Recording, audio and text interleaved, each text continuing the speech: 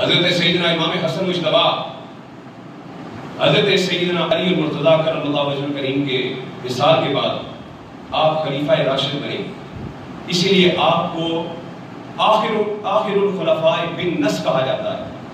اور جو بندہ حضرت علی پر خلافت کو ختم سمجھتا ہو اس کی زبان چل جائے، کیونکہ وہ جھوٹا ہے۔ اللہ تبارک و تعالیٰ کے محبوب نبی نے فرمایا تھا الخلافت بعدی 30 سنہ، میرے بعد خلافت جو ہے وہ 30 سال تک چلے گی۔ 29 سال 4 ماہ میں خلافت مکمل کر کے حضرت علی المرتضیٰ کا وصال ہو گیا، اور اس طرح 6 ماہ اس کے بعد حضرت امام حسن خلیفہ بنے۔ لہذا خدا کے فرمان اور رسول اللہ کی زبان کے مطابق حضرت امام حسن 5ویں خلیفہ راشد ہیں۔ اس لیے یہ ہمارا عقیدہ اور نظریہ ہے کہ یہ 5ویں خلیفہ ہیں۔ حضرت علی المرتضیٰ کی شہادت کے بعد حضرت امام حسن مجتبی کو خلیفہ مقرر کیا گیا، خلیفہ نامزد کیا گیا۔ تو 6 ماہ کے بعد آپ نے مسلمانوں کے 2 بڑے گروہوں کے اندر، جب حضرت علی المرتضیٰ حضرت امام حسن کے بارے میں بخاری شریف کی ایک روایت ہے کہ حضور صلی اللہ علیہ وسلم مسجد نبی کے اندر تشریف فرما تھے، ممبر پر تشریف فرما تھے، اور گول کے اندر حضرت امام حسن موجود تھے۔ آقا کریم صلی اللہ علیہ وسلم نے حضرت امام حسن کی طرف اشارہ کرتے ہوئے ارشاد فرمایا تھا، یہ میرا بیٹا ھذا ابنایا سید، یہ میرا بیٹا حسن یہ سردار ہے، لوگوں کا سردار ہے، اس قوم کا سردار ہے، اور ایک وقت آئے گا جب اللہ تبارک و تعالیٰ میرے اس بیٹے کے ذریعے سے مسلمانوں کے 2 عظیم گروہوں کے درمیان صلح فرمائے گا۔ آقا کریم صلی اللہ علیہ وسلم نے حضرت امام حسن کو بچپن کے اندر گود میں بٹھا کر یہ بشارت ارشاد فرمائی تھی، اور جب 6 ماہ حضرت امام حسن نے خلافت فرمائی، اس کے بعد 6 ماہ کے بعد اپنی رضا کے ساتھ حضرت امام حسن مجتبی نے جو خلافت ہے اس کو چھوڑا، اور جو حکومت کی بھاگ دوڑ تھی وہ امیر معاویہ کے ذمے سے مال دی، حضرت امیر معاویہ کو دے دی۔ اس لیے جو نوکر ہوتا ہے، نوکر وہ اپنے آقا کا غلام ہوتا ہے، آقا کی رضا نوکر کی رضا ہوتی ہے، مالک کی رضا خادم کی رضا ہوتی ہے۔ اس لیے حضرت امام حسن کے ماننے والے ہم، جس امیر معاویہ سے حضرت امام حسن نے صلح کر دی ہے، ہم بھی ان سے صلح کا اعلان کرتے ہیں، ہم بھی ان کو برا نہیں کہتے، کیونکہ یزید فاسق تھا، فاجر تھا، بے نمازی تھا، زانی تھا، شرابی تھا، تو حضرت امام حسین نے سارا کنبہ قبیلہ شہید کروا دیا، مگر اس کے ہاتھ پر بیعت نہیں کی، جبکہ امام حسن مجتبی نے امیر معاویہ سے صلح بھی کی، اور 20 سال تک آپ باحیات رہے اور ان سے وظائف بھی وصول کرتے رہے۔ لہذا ہم اہل سنت کا یہ نظریہ ہے کہ جس امیر معاویہ سے امام حسن نے صلح کی تھی، ہم اس سے کبھی جنگ نہیں کر سکتے، اور جس یزید سے میرے آقا حسین نے جنگ کی تھی، ہم کبھی زندگی میں اس سے صلح نہیں کر سکتے۔ آج یزید کے حامی بھی بے شمار ہیں، جو یزید کو رحمت اللہ تعالیٰ علیہ رضی اللہ تعالیٰ عنہ کہتے ہیں، اس پلید کو ہم نہیں مانتے، امیر معاویہ کو مانتے ہیں، لیکن یہ یاد رکھیں امیر معاویہ کو صحابی رسول ہونے کی وجہ سے ہم ان کو مانتے ہیں، ان کو برا نہیں کہتے، لیکن ہمارے دل جو ہیں وہ امام حسن کے ساتھ ہیں، ہمارے دل امام حسن کے ساتھ ہیں۔ اللہ اکبر، کیونکہ محفوظ جس کے دل میں محبت حسن کی ہے، محفوظ جس کے دل میں محبت حسن کی ہے، لا ریب ایسے شخص پہ رحمت حسن کی ہے۔ آقا کریم صلی اللہ علیہ وسلم نے حضرت امام حسن کو جب خلافت سے آپ دستبردار ہوئے، اور یہ جو جب تحریر لکھی گئی، یہ معاہدہ جب طے پایا کہ امیر معاویہ کو جب حکومت کی باغ دوڑ سنبھالنے کے لیے دی گئی، تو یہ معاہدہ طے پایا تھا کہ جب امیر معاویہ کا وصال ہوگا تو اس کے بعد حضرت امام حسن جو ہے ان کے پاس دوبارہ حکومت کی بھاگ دوڑ آ جائے گی، خلافت جو ہے دوبارہ امام حسن کے پاس آ جائے گی۔ اب اس بات کو یزید لعین جانتا تھا، لہذا یزید نے حضرت سیدنا امام حسن مجتبی کے خلاف پروپیگنڈے اور آپ کو شہید کرنے کے مختلف ہیرے بہانے اور طریقے اس نے اختیار کرنے شروع کر دیے، اور بہت مرتبہ آپ کو زہر پلایا گیا، کبھی کھجور کے اندر زہر ڈال کر آپ کو پلایا جاتا، کبھی شہر کے اندر ڈال کر پلایا جاتا، آپ پر زہر کا اثر ہوتا، تکلیف میں مبتلا ہوتے، روضہ رسول پر حاضر ہوتے اور عرض کرتے یا رسول اللہ، نانا جان بہت تکلیف ہے، تو روزہ رسول پر حاضری کے صدقے سے اللہ تبارک و تعالیٰ آپ کو شفا عطا فرما دے. جتنی بار زہر دیا گیا آپ روزہ رسول پر حاضر ہوتے اللہ شفا عطا فرما دیتا. پھر آپ ایک صحت افزا مقام پر تشریف لے گئے. یزید کے حامیوں کو وہاں پر بھی پتہ چل گیا. بعض روایتوں کے اندر ہے کہ ایک نابینا شخص، اور بعد میں ہے کہ وہ نابینا نہیں تھا بلکہ نابینا ہونے کا اس نے ڈھونگ رچایا تھا.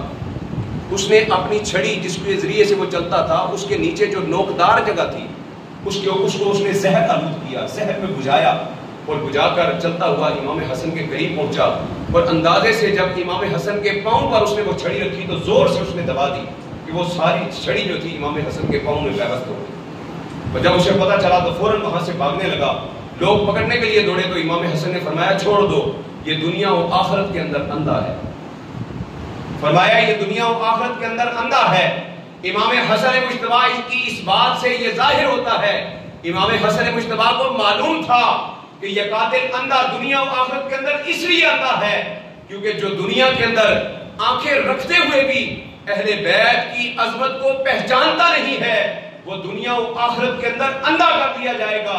اور جو دنیا کے اندر بظاہر آنکھیں نہ بھی رکھتا ہو اس کے دل کے اندر اگر اہل بیت کی محبت ہے تو بروز محشر اللہ تبارک و تعالیٰ اس کے دل کو بھی روشن کر دے گا، اس کی آنکھوں کو بھی روشنی عطا فرما دے گا.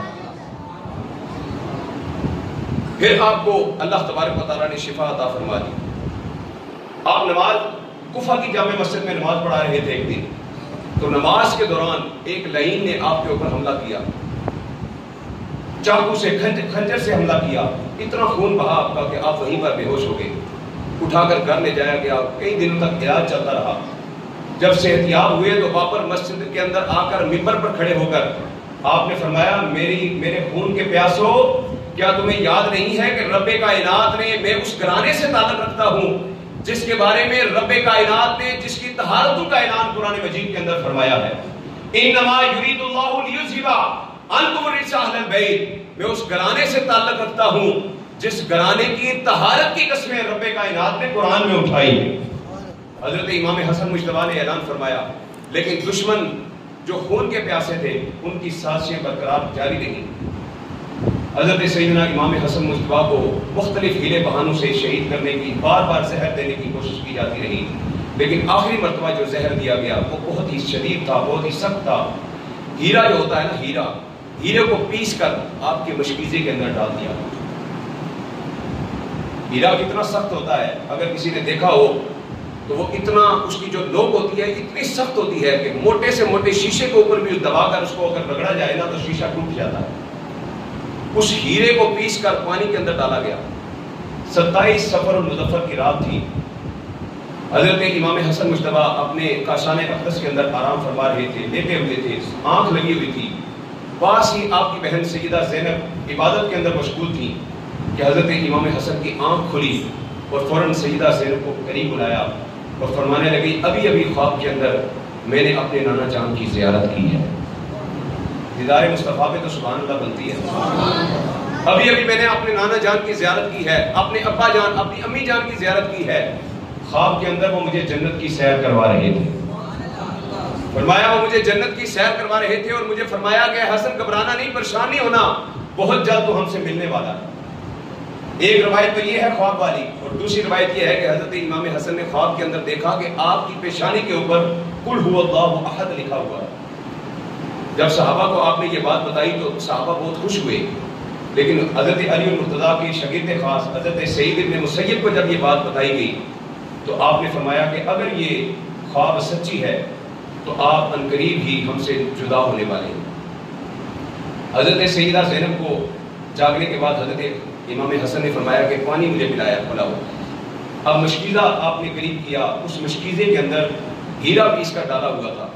حضرت امام حسن کو جب وہ پانی پلایا گیا تو اس نے اندر سے آپ کا سارا جگر جو ہے وہ چھلنی کر دیا. بعض مورخین نے لکھا کہ آپ کے جگر کے 72 ٹکڑے ہوئے، بعض نے فرمایا کہ آپ کے جگر کے 80 ٹکڑے ہوئے، اور بعض مورخین نے لکھا ہے کہ آپ کے جگر اور آپ کی آنکھوں کے 100 سے زیادہ ٹکڑے ہوئے. آپ جب کہہ فرماتے، الٹی آتی آپ کو، تو وہ ٹکڑے جو ہیں وہ منہ کے ذریعے سے باہر گرتے. اور جب آپ سے پوچھا جاتا تو کیا صورتحال ہے، تو آپ فرماتے ہیں گلے سے لے کر ناف تک میرا سارا جسم اندر سے چمنی ہو چکا ہے۔ اس قدر سخت زہر جو ہے وہ ہیرے کے اندر پیس کر ڈالا گیا تھا۔ آپ تکلیف کے اندر مبتلا ہوئے، لوگ آنا شروع ہو گئے۔ حضرت سیدنا امام حسین رضی اللہ تعالیٰ عنہ کو آپ نے قریب بلایا اور کہا اے میرے بھائی حسین صبر کرنا، صبر کا دامن تھام کے رکھنا۔ یہ اہل بیت کے گھرانے کی عظمت ہے کہ جب بھی کوئی دنیا سے جانے لگا ہے تو صبر کی تلقین کرتے ہوئے گیا ہے۔ جب بھی کوئی دنیا سے گیا ہے حضرت امام حسین کو فرمانے لگے کہ صبر کرنا، صبر کا دامن تھام کے رکھنا۔ اللہ اکبر۔ حضرت امام حسین آنکھوں میں آنسو جاری ہیں، روتے ہوئے فرماتے ہیں اے حسن مجھے بتائیے تو صحیح آپ کا قاتل کون ہے، آپ کو زہر دینے والا کون ہے؟ اللہ اکبر۔ اس صبر و رضا کے پیکر حضرت سیدنا امام حسن کا صبر اور استقامت دیکھیے۔ آپ اس حالت کے اندر بھی فرمانے لگے کہ جس کی طرف مجھے گمان ہے کہ اس نے مجھے زہر دیا ہے، اگر اسی نے مجھے زہر دیا ہے تو اللہ اس سے انتقام لے گا، اللہ اس سے انتقام لے گا، اور اگر میرا گمان غلط ثابت ہوا تو میں کسی گنہگار کی طرف اشارہ نہیں کرنا چاہتا۔ اس لیے مورخین نے مختلف، کسی نے بعض عورت کا نام لکھا ہے بعض مورخین نے، لیکن آخری طور پر حتمی طور پر یہ فیصلہ نہیں ہو سکتا کہ زہر دینے والا کون ہے، لیکن پیچھے پراپیگنڈا کرنے والا یزید لعین ہی تھا۔ آپ نے اپنی بیوی ام فروا کو اور اپنے بیٹے قاسم کو قریب بلایا۔ آپ نے کہا کہ میری بازو کے اوپر ایک تعویذ بنا ہوا ہے، اس کو کھولا جائے۔ تعویذ کو کھولا گیا اور آپ نے اپنے ہاتھوں سے وہ تعویذ حضرت سیدنا قاسم کی بازو پر باندھا اور فرمایا جب تجھے زندگی کے اندر مشکل ترین وقت آ جائے تو اس وقت تم نے اس تعویذ کو کھول لینا ہے۔ اور مورخین فرماتے ہیں کہ جب کربلائے معلیٰ کے اندر حضرت سیدنا قاسم جام شہادت نوش کرنے کے لیے جہاد کے لیے جانے لگے، امام حسین آپ کو اجازت نہیں دے رہے تھے۔ فرمایا تو میرے بڑے بھائی کی نشانی ہے، میں تجھے کیسے بھیج دوں شہید ہونے کے لیے؟ حضرت قاسم جو ہے وہ پریشان ہو کر جب واپس لوٹے تو ان کو یاد آیا کہ میرے والد نے مجھے تعویذ دیا تھا۔ آپ نے بازو سے جب وہ تعویذ کھولا تو اس تعویذ پر لکھا تھا کہ اے میرے بیٹے قاسم، ایک وقت آئے گا جب میرا بھائی حسین کربلائے معلیٰ کے میدان میں تنہا ہوگا، تو اس سے اجازت مانگے گا شہید ہونے کے لیے، وہ اجازت نہیں دے گا، لیکن یاد رکھنا یہ تعویذ پڑھ کے اسے دکھانا اور اس کے نام پر قربان ہونے کے لیے جام شہادت نوش کر لے۔ جب یہ تعویذ حضرت امام حسین کو دکھایا گیا تو پھر امام حسین نے حضرت قاسم کو اجازت دی، تو اس وقت حضرت امام حسن نے یہ تعویذ حضرت قاسم کو عطا فرمایا۔ اور پھر اپنی بیوی ام فروا سے بھی آپ نے فرمایا کہ صبر کا دامن تھام کر رکھنا۔ حضرت امام حسن مجتبیٰ کی شہادت، اس پر عموماً جو ہے وہ لوگ کلام نہیں کرتے، امام حسن کی قربانیوں کے حوالے سے کلام نہیں کیا جاتا۔ یہ آخر الخلفاء بن نص ہیں، آپ پانچویں خلیفہ راشد ہیں۔ لوگ صرف 4 خلیفوں کو مانتے ہیں، 4 خلیفوں کا علم رکھتے ہیں، لیکن یاد رکھیے حضور کے 5ویں خلیفہ کا نام حضرت امام حسن ہے، جو حضور صلی اللہ علیہ وسلم کے آخر الخلفاء بن نص ہیں۔ اور اس کے بعد یزید لعین جو ہے وہ آپ کے وصال کے بعد، اور جناب امیر معاویہ ان کے وصال کے بعد یزید جو ہے وہ جبراً تخت نشین ہوا، اور پھر اس کے جو پورے عقائد و نظریات تھے جس وجہ سے حضرت سیدنا امام حسین نے اس کے خلاف اعلان جنگ فرمایا۔ لیکن یہ بھی تاریخ کا ایک باب ہے کہ جب امام حسن نے وصال کے وقت یہ وصیت فرمائی کہ میری یہ خواہش ہے، بات ذرا توجہ سے سنیے گا، امام حسن نے وصیت فرمائی کہ میری یہ خواہش ہے کہ مجھے میرے نانا جان کے قدموں میں دفن کیا جائے۔ حضرت عائشہ صدیقہ سے اجازت دی گئی تو حضرت عائشہ صدیقہ جو اس وقت غم وصال حسن میں مبتلا تھی، روتے ہوئے آپ نے فرمایا یہ تو اس کے نانا کا گھر ہے، اسی کے اندر دفن کیا جائے، مجھ سے اجازت کیوں مانگی جا رہی ہے؟ لیکن تاریخ کا یہ بھی سیاہ باب ہے کہ جب امام حسن کو تجہیز و تکفین کے بعد آپ کو تدفین کے لیے جب روضہ رسول کی طرف لے جایا جا رہا تھا تو بنو امیہ کا وہ ملعون شخص، وہ یزید کا حامی مروان نامی وہ شخص تھا جس نے حضرت امام حسن کو روضہ رسول میں دفن ہونے سے روک دیا۔ اس نے کہا میں دفن نہیں ہونے دوں گا۔ حضرت امام حسین نے فرمایا میرے بھائی کی وصیت ہے کہ میرے نانا جان کے قدموں میں دفن کیا جائے، لہذا میں اپنے بھائی کی وصیت پر عمل کروں گا۔ لیکن کسی نے کان میں آ کر حضرت امام حسین کو فرما دیا کہ امام حسن کی یہ بھی خواہش تھی کہ ان کو اپنے نانا جان کے قدموں میں دفن کیا جائے، لیکن آپ فرماتے تھے کہ اگر مروان آڑے آ جائے اور وہ مجھے دفن نہ ہونے دے تو مجھے میری امی جان سیدہ کائنات فاطمہ الزہرا کے قدموں میں जन्नतुल बकी के अंदर दफन कर देना। लिहाजा आपकी इस वसीयत के ऊपर अमल किया गया। और बाद मुअर्रिखीन ने यह भी लिखा कि मरवान ज़ईन से जब ये कहा गया कि हम रोज़े रसूल में ही दफन करेंगे, तो उस ज़ईन ने अपनी कमान से तीर निकाला और जसद इमाम हसन के ऊपर चला दिया और आपके जिस्म के उससे खून का फवारा जारी हो गया। और फिर उसके बाद आपको दूसरा कफन जो है वो पहनाया गया। इसलिए बाद मुअर्रिखीन फरमाते हैं इमाम हसन को तो 2 कफन दिए गए, लेकिन इमाम हसन को तो 2 कफन दिए गए, मगर हुसैन को तो 1 कफन भी नसीब न हुआ। और ये तारीख का स्याह तरीन बाब है।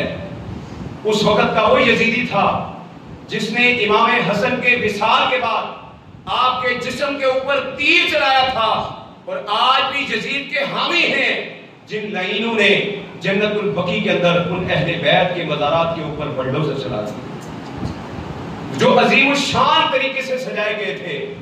आज उन तमाम कब्रों को मस्मार किया गया। आप पुरानी तस्वीरें उठाकर देखें, इंटरनेट के ऊपर मौजूद हैं कि तमाम अहले बैत के घरानों के सईदा खदीजतुल कुबरा के बड़े खूबसूरत मज़ार जो है वो बनाए गए थे। लेकिन ये यजीदी हुकूमत जब से इनकी हुकूमत आई, इन्होंने उस जन्नतुल बकी को मस्मार कर दिया। इसलिए हमारे उलमा कहते हैं कि जिनके दिलों के अंदर अहले बैत की मोहब्बत नहीं है, ये यकीनन उसी यजीदी गरोह से ताल्लुक रखने वाले हैं। लिहाजा हमारा उनसे कोई वास्ता नहीं है। हम अली वाले हैं, हम हसन वाले हैं, हम हुसैन वाले हैं।